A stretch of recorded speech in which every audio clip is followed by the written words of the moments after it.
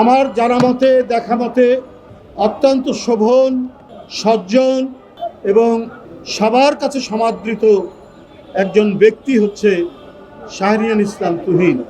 যে আইনে আরও অন্যান্য নেতারা, যে সিদ্ধান্তে অন্যান্য নেতারা রেহাই পেয়েছেন, সেটা তো একই সিদ্ধান্ত। জামাতের নেতা ডাক্তার তাহের ভাই এবং আরও অন্যান্য নেতারা যারা রেহাই পেয়েছেন, আজকে শাহরিয়ার ইসলাম তুহিন সে কেন রেহাই পাবে না? তার দুইটি মামলা, একটি ইনকাম ট্যাক্স দিয়েছে আর একটি দুদক। এটা তো জানা যায় এবং এটা অবধারিত সত্য যে এই মামলাগুলো প্রতিহিংসামূলক। এই মামলার কোনো ভিত্তি ছিল না। এখন তুহিনের জন্য, ইঞ্জিনিয়ার তুহিনের জন্য সেটা আটকে আছে কেন? আপনার আইন মন্ত্রণালয় তারা নো অবজেকশন দিয়েছে যে না, তা দেওয়া যাবে। যমুনা ইলেকট্রনিক্স ঈদে ডাবল খুশি অফার সিজন 3, যে কোনো পণ্য কিনলেই পাচ্ছেন নিশ্চিত ঈদ উপহার। আরও দু একটি ডিপার্টমেন্ট অবজেকশন দিয়েছে।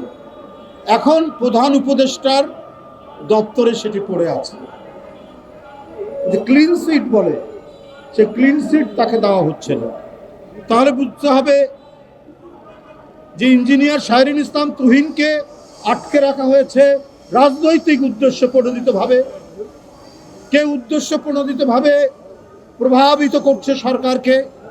সে একজন প্রকৌশলী, লেখাপড়া করেছে এবং একটা শিক্ষিত পরিবারের সন্তান, কিন্তু তার ঘনিষ্ঠ আত্মীয়তা রয়েছে দেশের একটি রাজনৈতিক পরিবারের সাথে।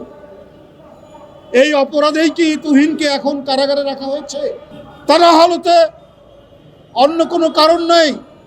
একই রকম ঘটনায় অন্যরা রেহাই পেলে তুহিন কেন পাবে না? এটা তো আজকে সবার বক্তব্য। এটা আইন মন্ত্রণালয় যেখানে বলেছে যে কোনো অসুবিধা নেই, নো অবজেকশন দিয়েছে, তাহলে তো প্রধান উপদেষ্টার দপ্তর নিয়ে কোনো তো আটকে থাকার কথা না। যে দেশনেত্রী বেগম খালেদা জিয়ার বিরুদ্ধে মামলার কোনো প্রমাণ না পাওয়ার পরেও বেগম খালেদা জিয়াকে সাজা দিয়েছিলেন, সেই বিচারপতি আখতারুজ্জামান প্রমোশন পেয়ে এখন তিনি হাইকোর্টের বিচারপতি। কি করে সম্ভব? ডক্টর ইউনূস যখন অন্তর্বর্তীকালীন সরকারের প্রধান, আপনার নামেও মিথ্যা মামলা দিয়েছিল। আপনাকে জজ কোর্ট বিল্ডিং এর নিচতলা থেকে 6 তলা, 7 তলা, 8 তলা পর্যন্ত হাঁটিয়ে নিয়ে তুলেছিল। আপনার তো অত্যাচারের স্বাদ কি হতে পারে এইটা তো আপনারা জানেন, আপনি জানেন। কিন্তু তারপরেও আজকে যারা গণতন্ত্রের জন্য লড়াই করেছে, যে যেখানে পেরেছে সেখানে লড়াই করেছে। শাহরিয়ার ইসলাম তুহিন দেশে আসলে শেখ হাসিনা তাকে ছাড়তো না। কেন ছাড়তো না তা আপনারা ভালো করেই জানেন। মার্কিন যুক্তরাষ্ট্রে যতটা স্বৈরাচারের এবং আওয়ামী ফ্যাসিবাদের বিরুদ্ধে যত কর্মসূচি আছে, ইঞ্জিনিয়ার তুহিন সেইখানে তার দৃপ্ত ভূমিকা সেখানে রেখেছে। আর সে আজকে 17 বছর পর দেশে ফিরেছে। সে কেন আজকে আটকে থাকবে কারাগারে? অনেকে আইনের কথা বলেন, এই আইন এখনো আছে কেন?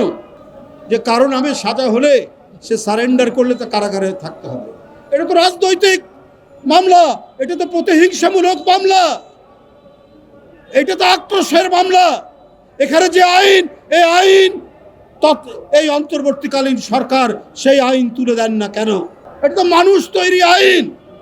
মানুষ তৈরি আইন তো সংশোধন হতে পারে। এটা কেন এইটি থাকবে?